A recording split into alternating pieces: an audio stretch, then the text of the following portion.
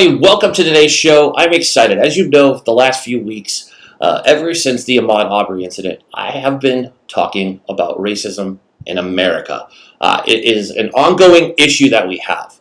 Now, the Ahmaud Arbery incident did not involve law enforcement, which is different. It just involved completely racist human beings from Brunswick, Georgia. Yes, 3 white men attacked a jogger. As you all know, a black man was jogging, and apparently in Brunswick, Georgia, that offends our friends of the Ku Klux Klan. Apparently still in 2020, things that you sit around your house doing don't include Xbox or watching reruns on Netflix. It's like, hey, let's go chase the black guy jogging and shoot him with a shotgun.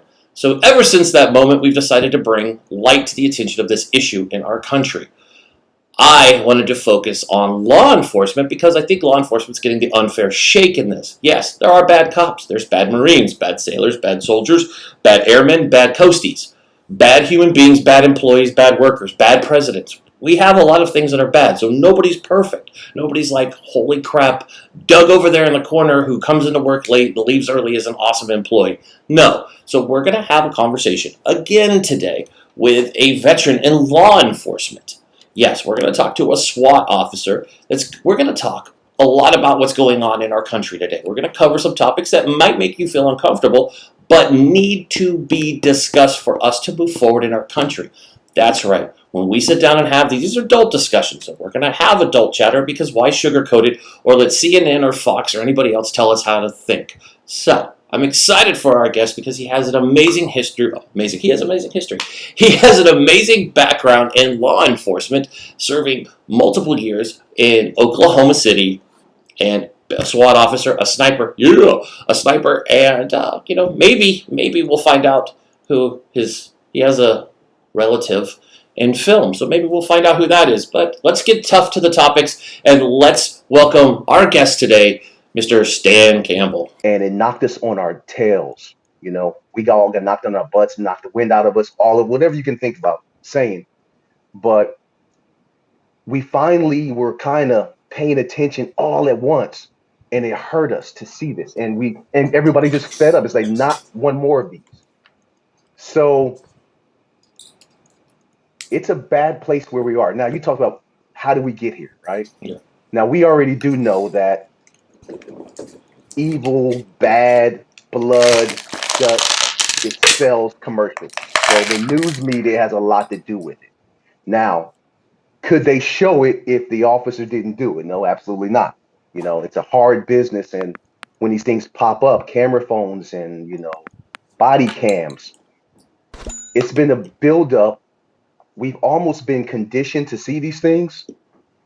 But at the same time, with the internet being able to push things like they do now and make things go viral, you can't not see these things over and over again.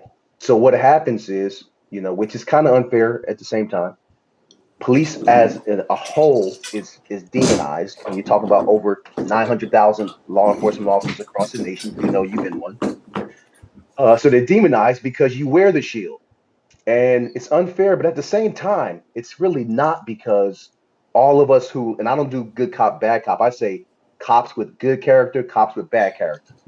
And cops with good character are the majority, right? It's plain and simple. But just like when people kind of point their finger at you and say, well, if the good cop don't tell on the bad cop, then blah, blah, blah. Well, they're right. They're right.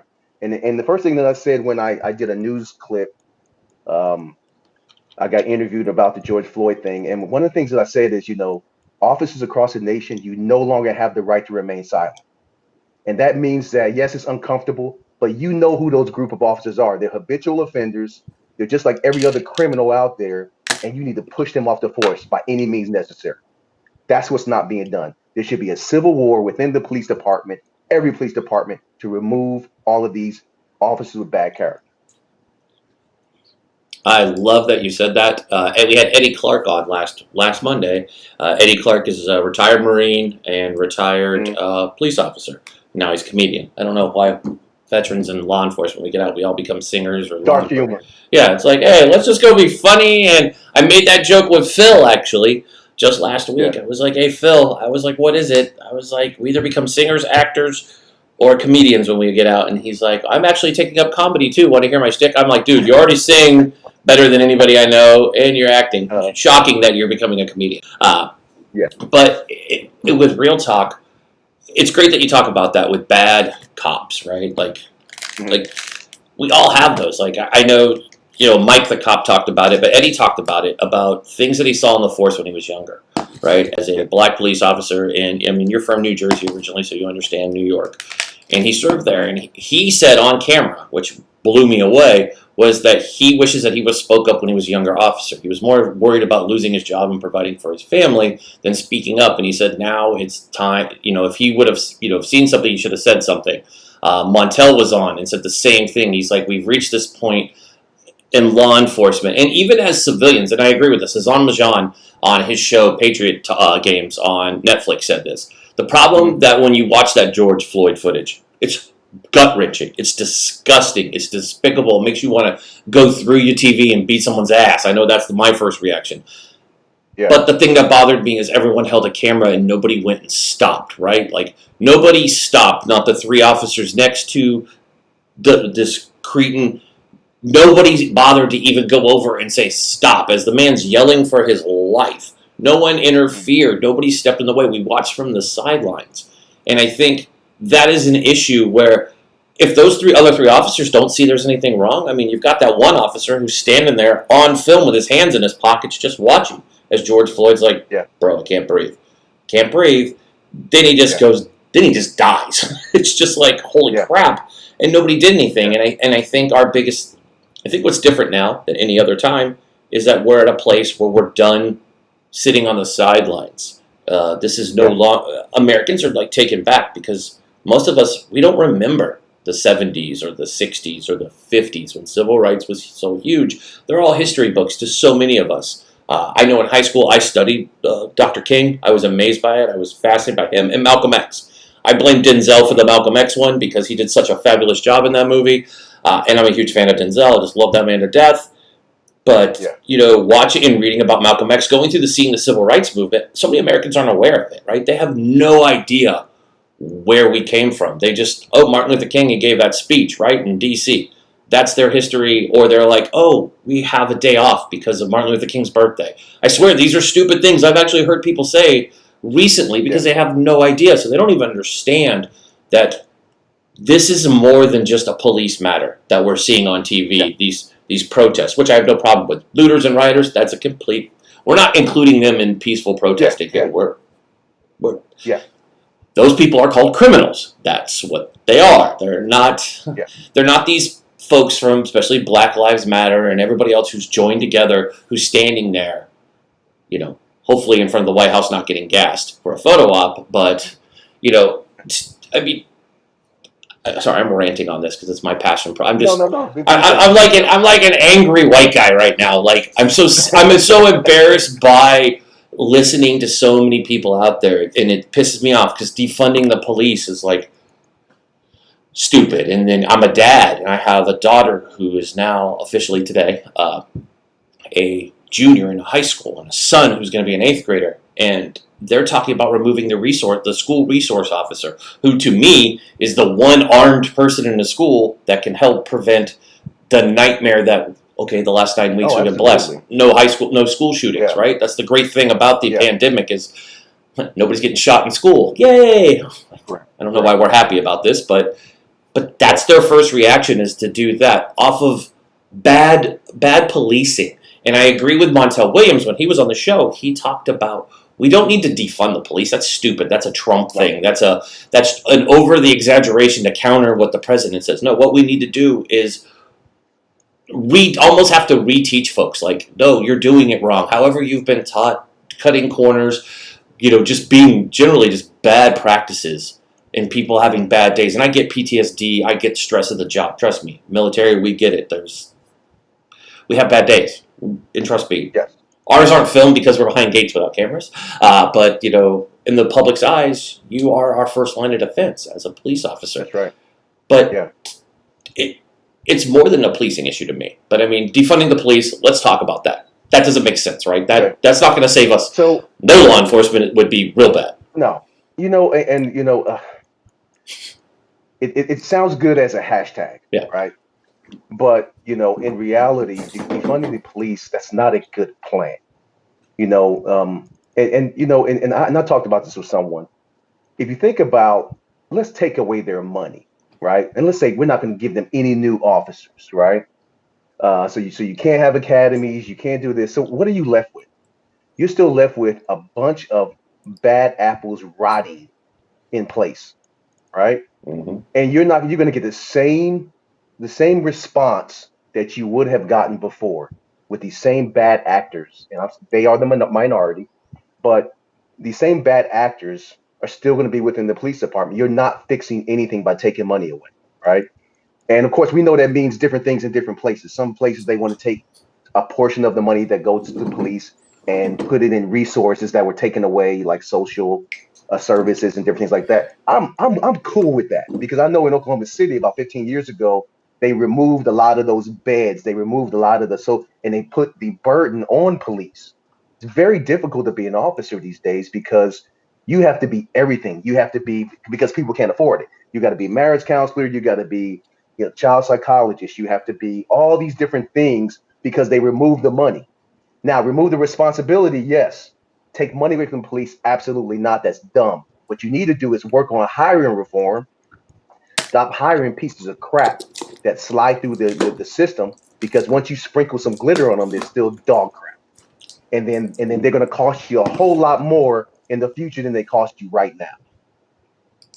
Love it. That's perfect. They are. Sprinkle glitter on it. Still a piece of crap. Doesn't matter what the hell it looks like. Yep. Amen. Amen to that. Yep. And you're right. I mean, in defense of law enforcement, the one thing people don't look at is look at all the issues a law enforcement officer handles. It's not.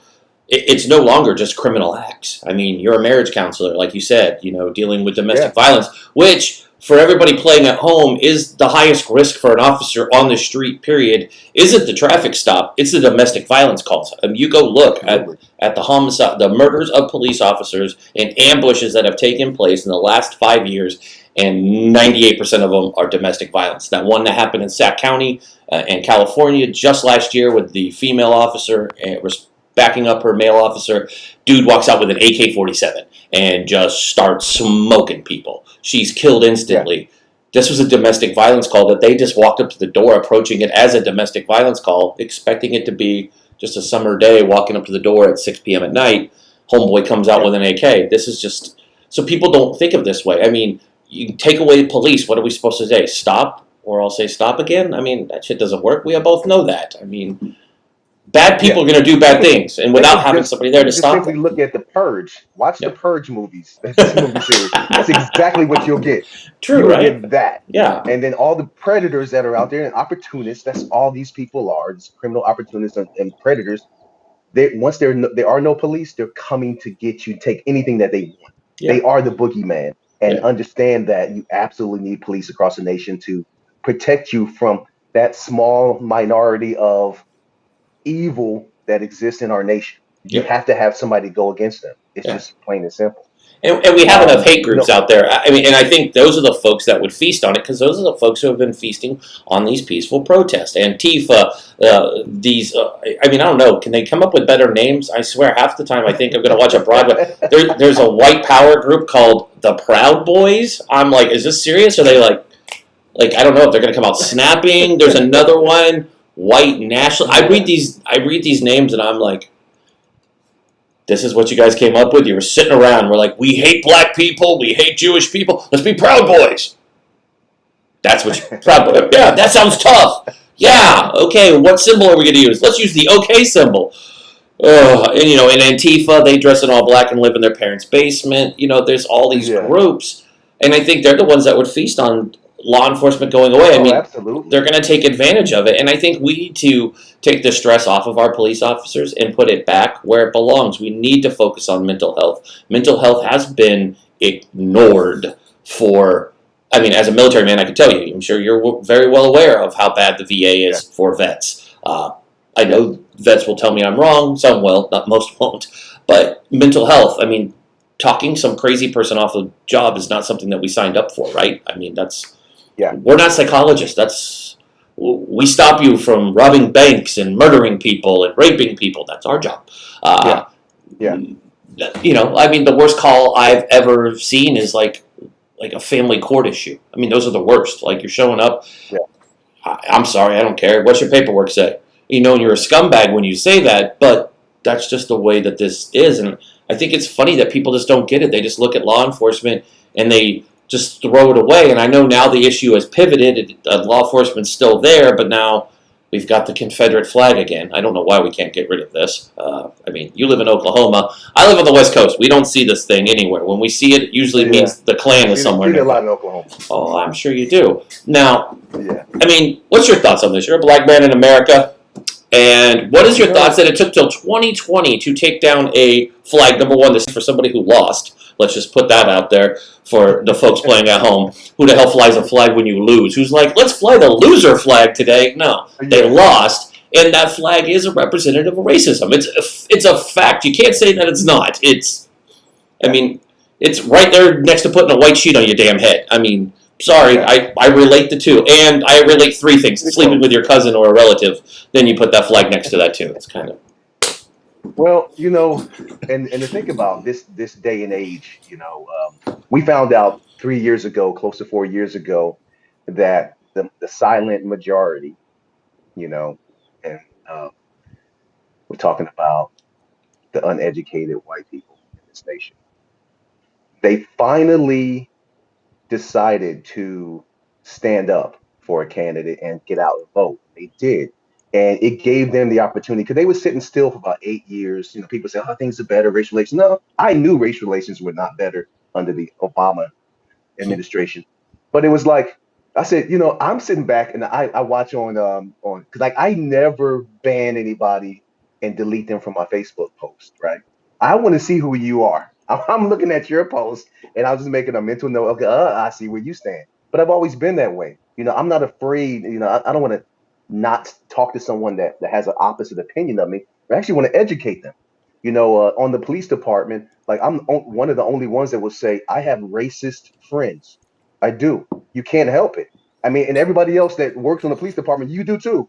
You're just not saying it. But I've had conversations, and the reason why I can say this, I have conversations where they believe, and they were brought up believing that their race was superior, and they just and like many, even you said, I don't know if it was off camera, but you talked about Martin Luther King, right? Mhm. Well, the history that is presented in our school systems only gives you a snapshot of these people, and they do a whitewash of information so that it doesn't look as bad, the atrocities that occurred hundreds of years ago. Although, my mom is old enough to where she drank from a colored water fountain. Okay, so it's not that long ago, right? So you got to think about, so what happens in policing? I made it my thing because I was from New Jersey, so I was kind of aggressive. Not saying that the Oklahoma black folks were really passive, but I was a little bit more aggressive. I've dealt with this segregation on the East Coast. It's real. Neighborhoods, you don't go in anybody else's neighborhoods. It was some unwritten rule, but you knew it. And I lived that way growing up, so I was familiar with it. But when I came down, I was like, I don't have a problem talking, and if I make you uncomfortable, so what? And we would have the real, but because I was so real, my white friends, we have these private talks, and we'd be sitting there, and they'd be like, "Well, tell me about this, and why does your people do this?" And I would explain to them, and I would feel sorry for them, like, it's not your fault, it's your parents' fault that they brought you up this way. But you're a grown man, you can make a change, you can change yourself, and I don't mind you coming and asking me these hard questions that no other black person will answer. I'll answer them for you. But the bottom line is this: you need to treat people right, especially when you're wearing a badge. And that's what it comes down to. I taught cultural diversity for police academies. And one of the first things we did, we tackled stereotypes. I said, if you are a racist in this 4-hour period, I cannot strip that away from you. You have to control whatever feelings you have. Do not bring it to the job. Do not let it affect your work. And that's the difference with my racist friends. I know that they would catch a bullet for me, but they also did not push their true feelings into them working in the way they did. Now, I did a whole lot of talking. I don't even know if I answered your question, but I said a lot. It's good. No, you answered it. I mean, we're kind of all over the place. I mean, because We are. it's such a big topic. I mean, it's everywhere. I mean, I have a 15-year-old daughter, and she came to me crying. We were watching a documentary because, I mean, I thank God for Netflix. Netflix is like the ultimate history book because you're right. Their history books don't even, I mean, they glaze over. I mean, when I looked through her books that she has as a sophomore, I was amazed at what they cover in the civil rights movements. It's like Malcolm X has mentioned that he's murdered. That's it. It's Malcolm X was shot. But no history of Malcolm X. And I've read his books. I mean, I watched Roots growing up. I mean, my mom, God bless my mom, taught me culture like nobody else's business. I mean, I'm that mom who was like, oh, honey, if you want to buy music that has that advisory sticker on it, it's okay. You know, my mom, you know, I was the kid listening to Run DMC out of his room and, you know, LL Cool J. I lived in Florida, so Two Live Crew was big. Yes, sorry, Mom, I just outed you as letting me listen to Two Live Crew. But, like, when I joined the military, it was the first time I was around people who were raised racist. And you're right, they didn't know better. And I had the conversation with them because they would say something behind closed doors to me, and I would be like, dude, you know you can't say that, right? Like, don't just because this looks the same does not mean I'm on. We not playing together at this level. And you're right. You could have that. This was back in the day. You could have that conversation. I've had conversations with folks and sat down and go, why don't you ask the question? Why don't you go grab one of our friends here in the Corps and sit down and explain to somebody from the projects in Chicago why you say that word anywhere else, your teeth will get kicked in. Maybe whatever back ass word south place you're from, because they don't see too many people from the city talking this way, you know, coming out and just running your mouth, you just don't do it. I mean, growing up, but this is the same guy who referred to almost every race and culture by their horrible nicknames. I mean, how he spoke about our friends, you know, our Italian friends and Irish friends, which I'm an Irish kid, you know, just the way he referred to everybody, and, you know, our Latino friends, which was truly his stupidest mistake because there's a lot of Latinos that were in our platoon, and this dude was just running his mouth. I'm like, man, these folks from El Paso, Texas, they'll cut you. Oh, and then he made comments about Selena when she was alive. Oh, Lord. Dude, I remember my guys. They got pissed off about that. When Selena died, like, we had to give them the day off. These people were emotional. And that's the only reason I knew about it. But all kidding aside, but you're right. We have to educate. And I think, number one, that's why I have this show. Number two, that's why I'm interviewing folks like you and Eddie Clark and Montel and anybody I can get my hands on to say, look, I'm a white dude. It's obvious. You could probably figure it out that I'm a white dude. But why not have these conversations? What's wrong with me doing that? It's like somebody asked me, we got a message on the show, and they're like, I don't know why you're referring to your black guests as black people. Why don't you refer to them as African Americans? I go, because I don't walk around going up to people going, are you Italian American, Jewish American? Yeah. Who does that? Nobody. No other culture identifies you from original, where they think you're originally from. I'm like, well, most of us were born, I was born in Orlando. So should I be Orlando? We're American last time I checked. And I know what the beginning of the Constitution says. So I always laugh because I'm like, well, I've had these conversations and nobody's corrected me. If I'm wrong, please somebody correct me. But I've always spoke the way I've spoke, used the words that I've used, and I think we have to have this dialogue. So in closing, what's your thoughts on, and I do want to do the trivia question, if you don't mind sharing. We'll do the trivia at the very end, but we'll talk about how you have your family member is a celebrity that some of us would remember. You should remember from back in the day. Come on. Yeah. If you don't know, then you should be ashamed of yourself, and you're a millennial, and then you need to go watch TV this weekend and find what we're talking about. But in closing, kind of give us your thoughts on where we go from here. How do we change the direction we're in? Is it more conversation? Is it more of this, more on TV, more putting it in people and having these very open topics? Protests are working. I've seen, I participated in a protest just last week. I stood on a curb, had a sign. I felt racism for the first time in my life because I was called things I'd never been called in front of my children. Trust me, I wanted to whoop some ass when this dude hanging out of his truck.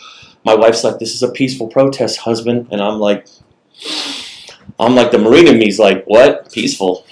I'm like, who drives by a peaceful protest with children and yells the N word and Yeah. profanity, and then finished it with told us all to go get a job. I'm like, bitch, I own my own company. I mean, I was about ready to chase the dude down the street. I was like, wait a minute. I go on TV and said, violence is not good. But it's okay. He said bad words in front of my daughter. You don't do that. She's Yeah, yeah, 15. yeah, yeah. Yeah. But anyway, so how do we And go? I mean, he owes you a tooth. yeah, it's like, and she's like, Dad, I'm so proud of you. I'm like, for what? She's like, because I know you wanted to go chase him down. I'm like, that's true. I wanted to pull him through. So how do we move from here? How do we turn this bad into a Yeah, positive? Obviously, there's a lot of good going on. The country is, yeah, I think, more unified, as for the most part, more unified than ever before, with standing with an understanding that there's a big difference between all lives matter, which is like saying on 9/11 all buildings matter. I mean, it doesn't make sense. Obviously, I mean, saying all lives matter to me is like wash your hands. It's like, well, no shit. yeah. Black lives do matter. If you look in a history book, open it up, go crack into a deeper history book and find out hundreds of years of racism as part of our country. This isn't just a law enforcement thing. This movement isn't based off law enforcement. Law enforcement is just a lightning rod of attention. But race relations in America have been bad, and I'm sure you felt it. You talked about your Oh yeah. grandmother and mother going through. My daughter bawled when she found out that black people had to sit in different rooms and drink out of different fountains. She was like, who made these rules up and why did people follow them? And I'm like, exactly, right? You got to think about it. Think if they tried to do that in 2020, people would lose their damn minds. They'd be like, Oh, they would. It'd be what the crazy. hell? Don't tell me that I can't go in there. I'm going in there. I'm going to sit in there. Damn it. So where do we go from here? How do we turn this around? Brother, yeah, you know what? And here's the deal. Um, we need real solution and real action because we, what's going on. And like I said, protesting very important. That's always just the first step. So once you ring the bell and you bring attention to something, that's cool. But then you have to have real conversations that move into true action. And one of the things that's not being, and I look at this thing a little bit different because I also wrote a letter to the President Obama and President Trump, with some true solutions that they should look into. And we have to go beyond, but it's not just, it's nationally because you have states' rights and these police departments, 17,000 agencies across the nations, they move independent of one another, right? They don't have the same minds. There's no consistent training. There's no like-minded, pushes at this. We got to identify that you can no longer just create units, right? Everybody has a unit, community relations unit, right? You can't do that and not change the philosophy, right? Crisis intervention teams. You can't just teach 20 officers how to deal with the mentally ill. It has to be across the board. Everyone has the same training so that the 80% that don't have this training won't shoot this person when they should be de-escalating, right? Yeah. It's a problem. Now, and here's the other thing. And citizens across the nation, we are so conditioned to receive just the tip of that carrot that's being, pushed in front of you. De-escalation training, another hour of that, another hour of sensitivity. It's bullcrap. If you do not identify before you hire them, you cannot change them with 1 hour training in a 365-day year. It doesn't work that way. You have to rid them. You got to clean your own houses, and you have to start. If you're going to do, bias-based policing, implicit, implicit policing. I mean, there's so many different names for them now. It's still the same thing. They keep changing the name of it every year to try to make it seem like we're trying to identify those who are prejudiced. We all are prejudiced. But what you need to do is you make it a point of hire. You cannot pass this if you do not pass this cultural diversity test. Mhm. You cannot pass this if you don't, pass this. You have to actually care about people to get this job, right? Yep. And I'm gonna tell you one more thing before I get off.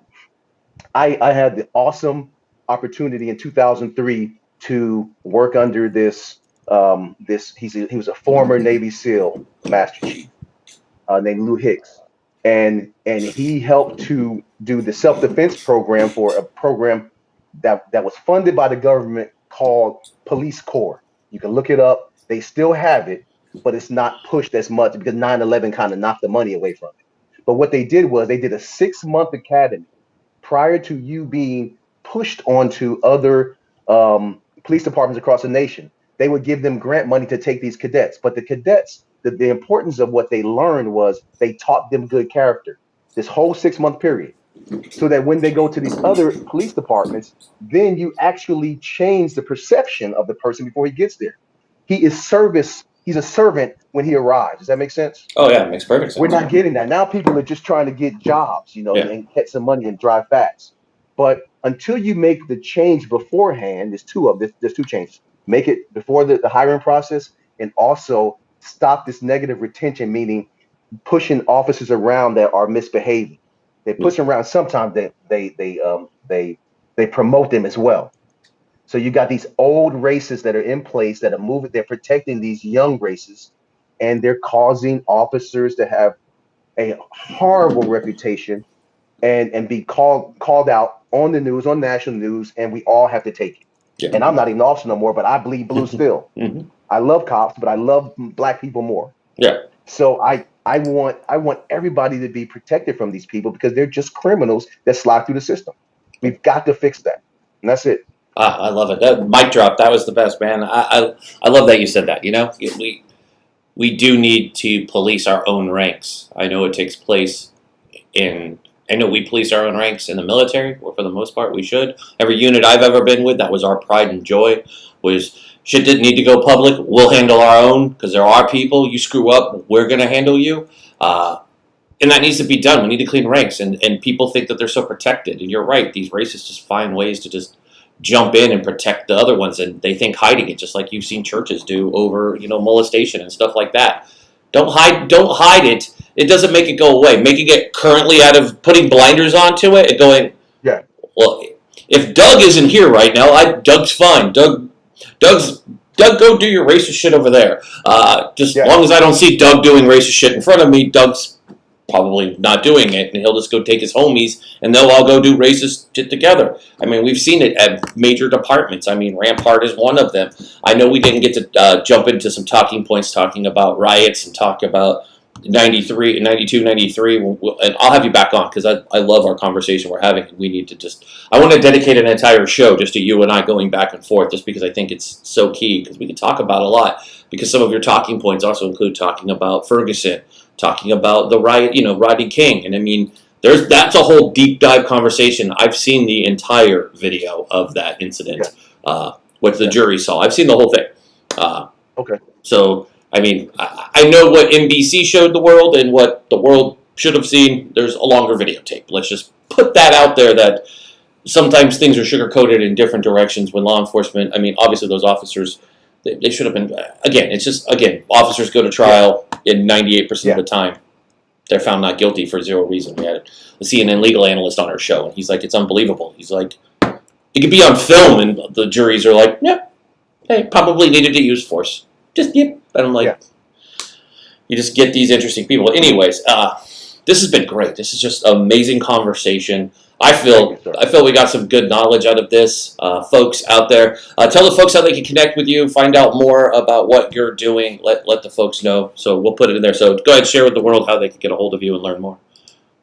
Yeah, and one of the things that we didn't talk about, and the reason why I speak in the way that I do, and I study what I do, is that I have a de-escalation program that I teach citizens and officers how to de-escalate police encounters. People that alone is controversial because citizens believe, hey, they're held to a higher standard, but no, it's like I have the recipe to keep your children from dying, and I'm going to give that to you through this thing, and you need to also know how not to escalate the situation, between your movements, your verbal, but check me out on dopethemovement.com, and that's de-escalating officer patrol encounters, but dope the movement. So I started my own movement back in 2016 after the violent summer we had with police encounters then. And I'm getting the word out there, and it's important. And I've also trained some police departments as well. I train young men with autism to deal with because 20% is of the shootings and the deadly force incidents across the nation have to do with somebody with some type of mental or social challenge. So I'm getting out here and one life at a time. I'm trying to change the world. So make sure if you don't have a program out there in your city, tell them we need you to start a program for our church group or whatever, where officers teach citizens what's expected so that they can lessen the anxiety when officers walk up and keep them from unnecessarily taking a life.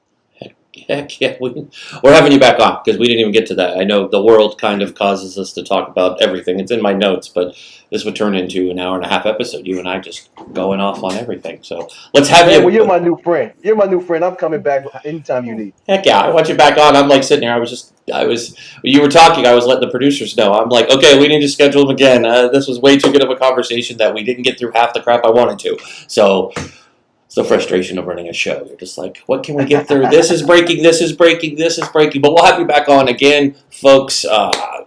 Everybody, Stan Campbell here, retired Oregon, retired Oklahoma. It's three states with O in them. You just throw me for a loop.